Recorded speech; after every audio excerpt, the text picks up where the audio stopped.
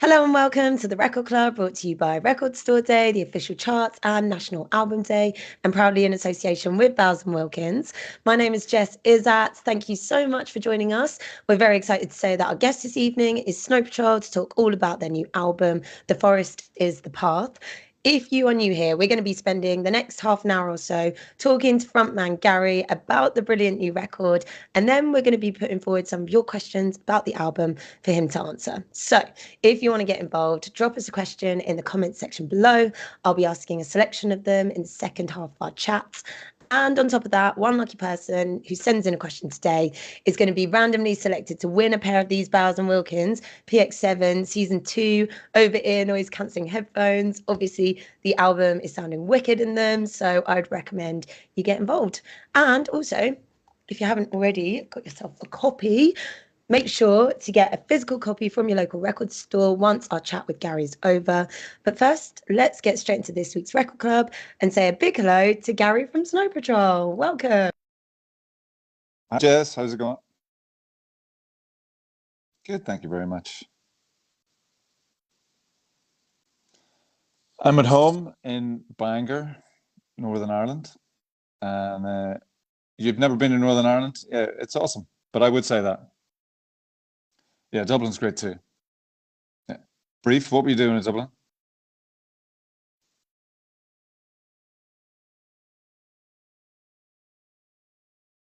The factory or the it's not a brewery. It's a the beer making place.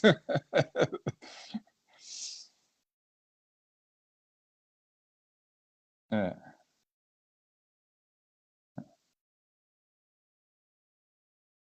yeah, it's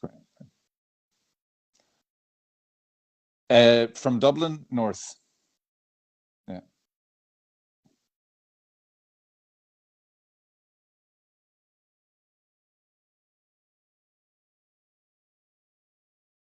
It comes from Reflex Records in Newcastle upon Tyne, and they're asking what your favourite venue in Newcastle or the Northeast was to play at. Well, the last time we played Newcastle was in the Metro Radio Arena, and that was for Wildness. So that would have been 2019. And the reason why I remember it is because it was our first gig on that tour, and it was, anytime there's a first gig on a tour, like a kind of a world tour, it's always kind of a nerve-wracking night because you got the whole show that you've designed and the lighting designer and everybody's designed for however long it's taken, months.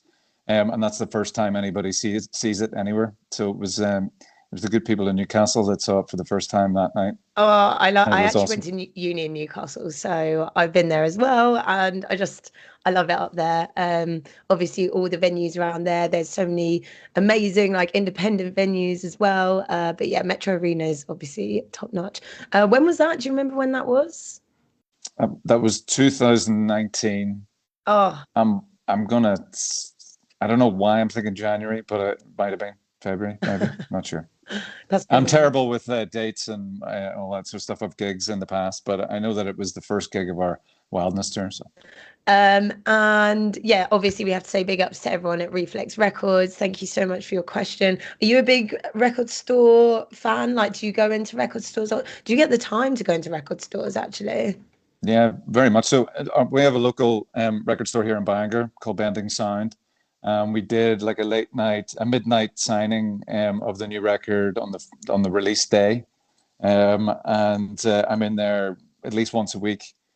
And yeah, it's an amazing record store. And yeah, I think vinyl is the one of the most glorious things on planet Earth. It really is extraordinary to hold something in your hand that a physical record these days is something that's really kind of divine. Amazing. And yeah, obviously I have your eighth album that is Hmm. honestly, well, I have to say huge congratulations. The Forest is the Path, and it's been 6 years, I think you were saying, that you haven't made a new record. So this is the first one in 6 years, right?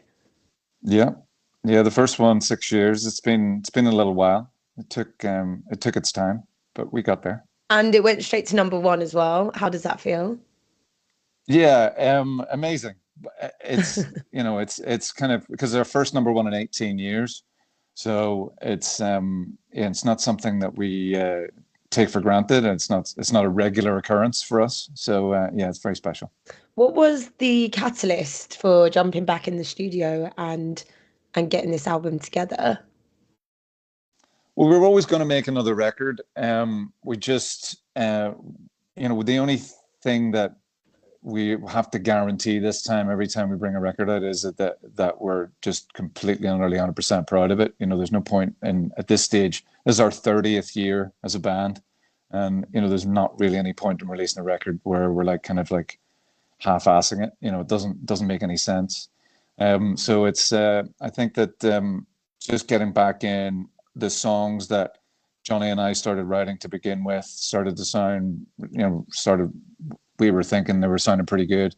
Everybody else was thinking they were sounding pretty good. So it sort of gave us some confidence that there was something there, and more songs. Just every time we got together, there seemed to be more songs, which was kind of, don't know if it's happened that way before, where every single day we sat down to write a song, myself and Johnny, or myself and Johnny and Nathan, there'd be a song finished at the end of it, like with a pretty good version, a pretty good original version, as I was calling Johnny's versions, the original versions of the songs, that we could kind of build from. And I'd wrote the lyrics in a day and all that sort of stuff. So that's not usual for me either. So this time around, there was a lot of firsts, so every time we got together, it felt like something was happening. And that's what we kept saying to each other. There's a line in one of my favorite books of all time, which is "Grab onto me tightly as if I know the way" by Brian Charles. And the lead character is falling in love, and he says something is happening here. And we just kept kind of saying that to ourselves. It's like felt like something is happening here, and that's when you kind of know it's time to make a new record. Really, That must have felt so you feel it. exciting, like especially as a creative, when people do tend to struggle with writer's block, and then your creative identity is a bit like in the balance. But to have something just kind of pouring out of you, that must feel really, really great, right? Yeah, the last my goodness, I do apologize. Let me just turn my phone off. The last few times we've made a record that, like, especially in terms of writer's block, it's never been um and I don't want to jinx it. I have a wooden desk here, so I'm going to touch I'm that. going to And touch mine as well. yeah, because I don't want to jinx not being able to write melodies in the future, but they've never been a problem for Mm. me up to this point until I've just cursed myself now.